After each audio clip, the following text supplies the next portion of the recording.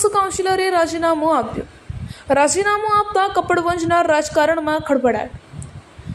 કપડવંજ નગરપાલિકાની સામાન્ય સભા યોજાઈ. આ સામાન્ય સભામાં વોર્ડ નંબર 6ના સદસ્ય અપક્ષ મનુભાઈ પટેલે નગરપાલિકામાં રાજીનામું ધરી દીધું.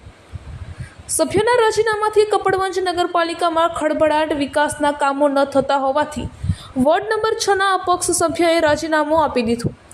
કપડવંજ શહેરમાં રાજકારણમાં ગરમાયું. ગઈકાલે તમે રાજીનામું મૂકી દીધું, શું કે? મેં રાજીનામું એટલા માટે મૂક્યું કે કપડવંજ નગરપાલિકાની અંદર વિકાસના કામો બંધ થઈ ગયા છે. છેલ્લા 2.5 વર્ષથી કોઈ દરખાસ્ત કરી નથી સરકારમાં. એટલે આગળના જે કામો થશે એ કઈ રીતના થશે.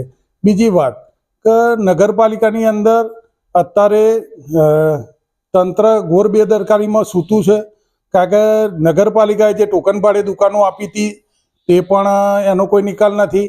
બીજા નંબરમાં 13 કરોડના ખર્ચે ટ્રીટમેન્ટ પ્લાન્ટ બનાવ્યો છે, STP પ્લાન્ટ સુએજ ફાર્મમાં, એ પણ ચાલુ હાલતમાં નથી. 8 પમ્પિંગ સ્ટેશનો ચાલુ હાલતમાં નથી. કર્મચારીઓનો પગાર નથી થતો. બધા ઘણા કારણો છે.